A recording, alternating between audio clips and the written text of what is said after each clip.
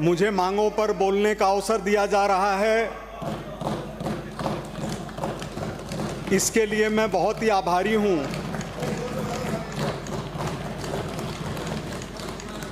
परित्राणाय साधूनां विनाशाय च दुष्कृतां धर्म संस्थापनार्थाय संभवामि युगे युगे। यत्र योगेश्वरः कृष्णो यत्र पार्थो धनुर्धरः तत्र श्री विजयोर्भूति ध्रुवा नीतिर्मतिर्मम। आज सौभाग्य की बात है कि आपकी कृपा से ऐसी मांग पर बोलने का अवसर मिल रहा है जो देवस्थान से जुड़ी हुई है। मैं सबसे पहले खाटू श्याम जी मंदिर के लिए 100 करोड़ रुपए की व्यवस्था और दीपावली, होली, शिवरात्रि, रामनवमी जैसे त्योहारों के लिए 600 मंदिरों के लिए 13 करोड़ रुपए की साज सज्जा और आरती की व्यवस्था करने के लिए माननीय श्री भजनलाल जी, हमारी माननीय वित्त मंत्री जी और हमारे संबंधित मंत्री श्रीमान जोराराम जी का बहुत बहुत आभारी हूं। इस अवसर के ऊपर मैं अपनी बात शुरू करने से पहले यह निवेदन करना चाहता हूं कि खाटू श्याम जी, सालासर बालाजी, श्रीनाथ जी, नाथ द्वारा और तीर्थराज पुष्कर, ये चारों पूरे विश्व के अंदर अपना अप्रतिम स्थान रखते हैं। राज्य सरकार को इसके ऊपर सोचना चाहिए और विचार करना चाहिए कि इनको तीर्थ नगरियां घोषित की जाए और यहाँ पर मांस और शराब का बेचना और ग्रहण करना दोनों अवैध घोषित हो। इस पर सारे सदन को एकजुटता दिखानी चाहिए और ऐसे बहुत से मौके आए हैं जब सदन ने एकजुट होकर अपना विचार व्यक्त किया है और एकजुटता दिखाई है। आदरणीय सभापति जी, यह धन जनता का है, सरकार उसकी ट्रस्टी है और देवस्थान के मामले में हमारी भूमिका सिर्फ सेवक की है। न कोई देने वाला है न कोई लेने वाला है। जनता का पैसा है, जनता के पास जाना है। लेकिन अगर ठीक से आय व्यय का पूंजी प्रबंधन हो जाए और उचित आवंटन हो जाए तो जनता हमेशा खुशहाल रहती है, सुखी रहती है, आगे बढ़ती है और ऐसा नहीं लगता कि हम टाइम पास कर रहे हैं। आदरणीय सभापति महोदय, राजस्थान के 50 ऐसे स्थान हैं जहां के लिए राज्य सरकार ने घोषणा की है कि उनका उद्धार किया जाएगा, उन्हें आगे बढ़ाने का प्रयत्न किया जाएगा। महोदय, समय समय के ऊपर देवालयों के नाम पर, देवस्थानों के नाम पर ऐसी कार्रवाई होती है जो लोगों को बांटने का काम करती है, दिलों में दर्द पैदा करने का काम करती है और आगे बढ़ते हुए देश को रोकने का काम करती है। जैसे आदरणीय गहलोत साहब की सरकार के समय मंदिरों के पुजारियों की परीक्षाएं लेकर के नौकरी देने का काम किया गया, ये गलत नहीं है, गलत नहीं था, लेकिन उसकी जो भावना थी वो तुष्टीकरण से प्रेरित थी। मैं आपको बताना चाहता हूं, अभी हमारे बाबा जी बोल रहे थे, इनका जो गोरक्षधाम पीठ है मुख्य गोरखपुर में, हमारे उदयपुर से गए हुए महात्मा जी ने गोरक्षधाम पीठ की वहां पर स्थापना की थी, जिसका संबंध गुरु गोरक्षनाथ जी से जुड़ा हुआ है। भारत का प्रसिद्ध मंदिर विंध्यवासिनी देवी का, जिसकी पुजारिन एक अनुसूचित जाति की महिला पार्वती हैं। हमारे खाटू श्याम जी मंदिर के पुजारी हमेशा से राजपूत होते आए हैं। ऐसे ही बहुत सारे ऐसे मंदिर हैं हमारे सांगा बाबा सांगानेर के अंदर, इनकी पूजा का काम एक माहेश्वरी परिवार करता है। तो यह जो सामाजिक समरसता है यह भारतीय संस्कृति की देन है, इसलिए इसको कभी भी राजनीति में डालने का काम करते हैं तो हम राष्ट्र के साथ अनर्थ करते हैं। जिस देश के अंदर प्रभु श्री राम के मंदिर का शिलान्यास एक अनुसूचित जाति के व्यक्ति श्री कामेश्वर चौपाल के हाथों हो। उस देश के अंदर जातिवाद के नाम पर धर्म को बांटना, देवस्थानों को बांटना अपराध से कम नहीं है। आदरणीय सभापति जी, मैं यह भी बताना चाहूँगा कि 500 साल की सबसे बड़ी घटना रामलला के मंदिर का प्रतिष्ठापन हुआ है। उनके पुजारियों में अनुसूचित जाति के पुजारी रखे गए हैं।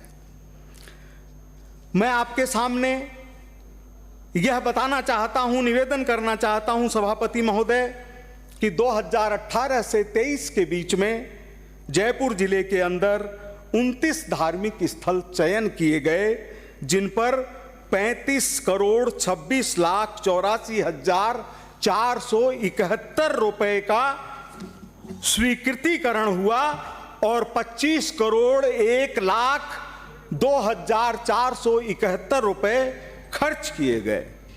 इनमें क्या हुआ? हमारे जयपुर के आराध्य गोविंद देव जी महाराज के मंदिर के लिए 20,30,00,000 रुपए का प्रोजेक्ट 23-24 में बना और कार्यकारी एजेंसी जेडीए थी। हुआ क्या? जेडीए को 2.5 करोड़ रुपए दे भी दिए गए, लेकिन एक भी पैसा खर्च नहीं हुआ और आज की तारीख तक गोविंद देव जी का काम, जिसके लिए हमारे आदरणीय गहलोत साहब 100 करोड़ रुपया लगा के परियोजना बनाने का काम कह रहे थे, वो होल्ड पर रखा हुआ है। जिस गोविंद देव जी की छत्र छाया में सारा जयपुर निवास करता है, उनके मंदिर के लिए स्वीकृत की हुई राशि और जेडीए को दिया हुआ पैसा होल्ड पर रखा जाए, ये हमारे पूरे राजस्थान के लिए अन्याय की बात है। हमारे लिए सौभाग्य की बात है कि हमारे बीच में एक ऐसे सदस्य भी बैठे हैं जो इस समय नहीं है यहां पर, लेकिन जब श्रीनाथ जी को लाया गया वृंदावन से तो राजाओं ने जगह देने से इनकार कर दिया, लेकिन एक मेवाड़ था जिसने कहा कि किसी भी कीमत के ऊपर चाहे कितनी ही जाने चली जाए, श्रीनाथ जी की स्थापना नाथद्वारा में होगी। इस तरह के राजस्थान का इतिहास है। लेकिन मैं ये जानना चाहता हूं, इसके अंदर मैं हमारे माननीय सदस्य रफीक खान जी से माफी चाहूंगा कि कृपया सांप्रदायिकता का रूप देने की कोशिश नहीं करेंगे। मुझे पूरा विश्वास है यह जो देवस्थानों से रुपया आया, देवालयों से जो चढ़ावे के रूप में रुपया आया, यह रुपया कहां गया? गोविंद देव जी के बाद में 9,42,82,00,000 रुपए बिना किसी परियोजना के लिए। मैं बैठ जाता हूं, बोलिए। आप बैठिए, अली भाई बैठिए।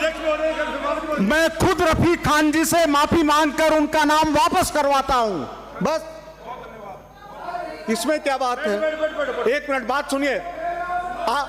आपके इतिहास में जाना नहीं चाहता। राजस्थान में बजट इतिहास में एक बार लीक हुआ है।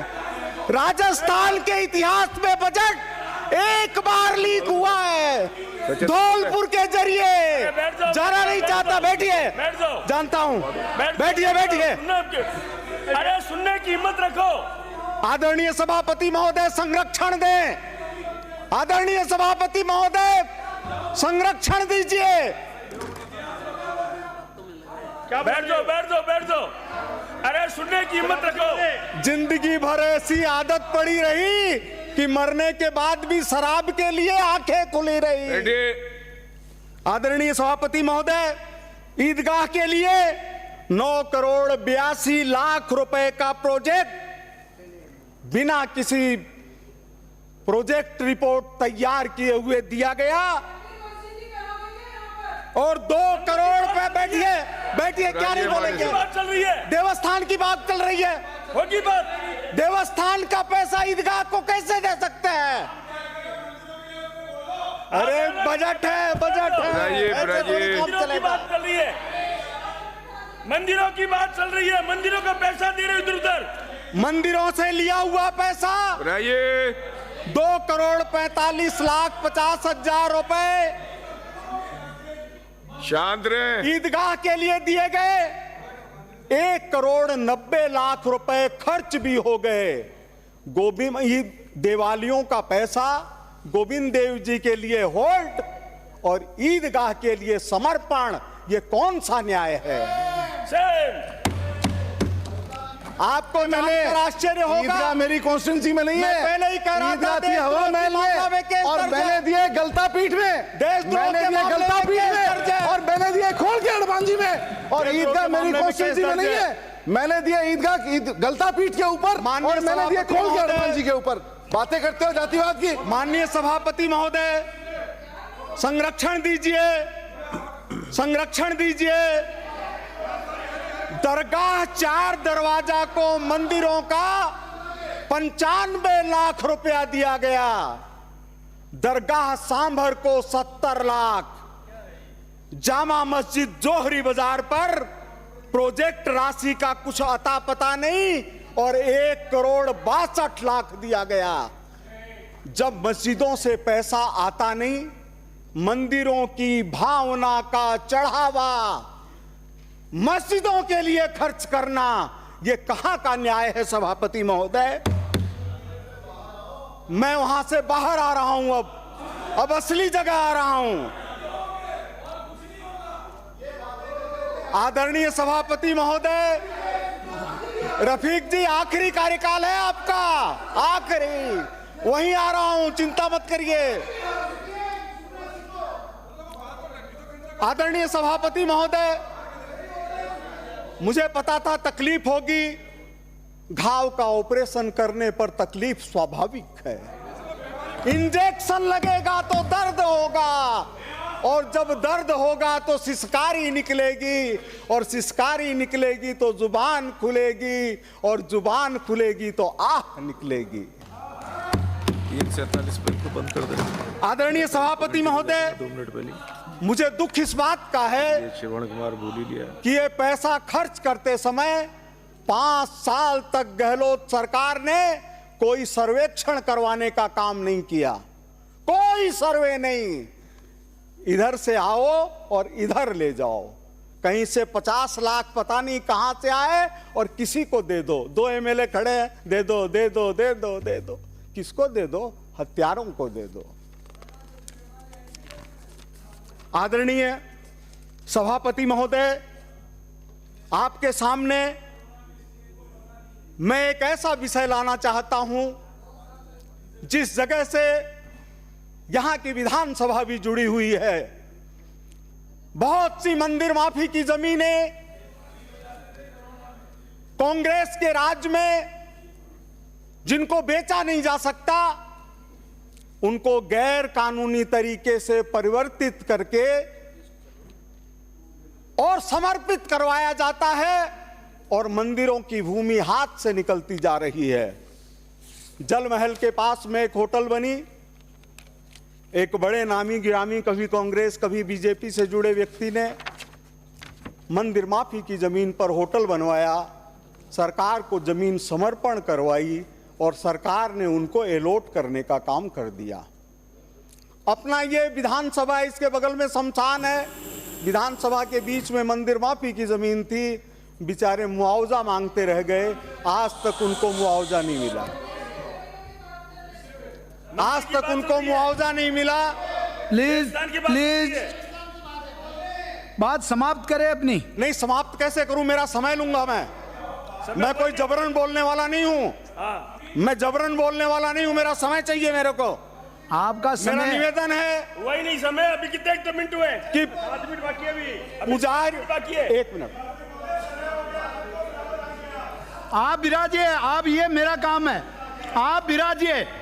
आदरणीय सभापति महोदय, पुजारी जिस तरह से आत्महत्या कर रहे हैं, जिस तरह से उनकी हत्याएं हो रही है, उनके पास भगवान का भोग लगाने के लिए भी पैसा नहीं है। उनके पास में ठाकुर जी की पूजा करने के लिए भी पैसा नहीं है। खुद के पास भी परिवार की पालना करने के लिए पैसा नहीं है। एक कमेटी बना करके ऐसी व्यवस्था की जाए कि पुजारियों की समस्याओं पर ध्यान दिया जाए। अब मैं दूसरी मांग, जिसको मैं संक्षिप्त में पढ़ करके खत्म करना चाहता हूं, बस आप कहेंगे तो टेबल कर दूंगा, 2 मिनट बोल दूंगा। आप टेबल कर दीजिए, क्योंकि 2-3 मिनट बोल देता हूं। 1 मिनट में आपकी अपनी बात समाप्त कीजिए। आदरणीय सभापति महोदय, मैं आपके माध्यम से निवेदन करना चाहूंगा कि 9 मार्च 2018 को इसी सदन में Rajasthan electropathy system of medicine act 2018 सर्वसम्मति से पारित हुआ था। 11 अप्रैल 2018 को माननीय राज्यपाल महोदय के अनुमोदन के बाद राजस्थान राजपत्र में प्रकाशित हो चुका है। 5 अक्टूबर 2018 को मुख्यमंत्री कार्यालय द्वारा इलेक्ट्रोपैथी बोर्ड गठन करने के लिए 7 सदस्यों का चयन किया गया, लेकिन इसके बाद में यह एक ठंडे बस्ते में डाल दिया गया। यह सौभाग्य की बात है कि इलेक्ट्रोपैथी विधा के संबंध में परीक्षण करके नियम बनाने की घोषणा इस बार की गई है। इससे इलेक्ट्रोपैथी चिकित्सा पद्धति के विकास का द्वार राजस्थान सरकार ने खोलने का काम किया है। आखिरी 2 वाक्य हैं कि मेरा सभापति महोदय आपके माध्यम से मंत्री जी से निवेदन है कि ये 7 सदस्य जो बनाने का काम है यह भी किया जाए, बोर्ड को अमली जामा पहनाया जाए और शिक्षा और अनुसंधान के लिए बजट का आवंटन किया जाए। इतना ही कह करके मैं कहना चाहता हूं कि माननीय प्रधानमंत्री श्री नरेंद्र मोदी जी ने श्री रतन देवासी जी अंदर प्रवेश करते समय श्री रतन देवासी जाति की बच्ची को सबसे पहले प्रवेश करवाया था। यह है भारतीय जनता पार्टी की संस्कृति। विराजिए विराजिए विराजिए विराजिए, आप विराजिए, सदस्य बोल रहे हैं, विराजिए विराजिए विराजिए आप।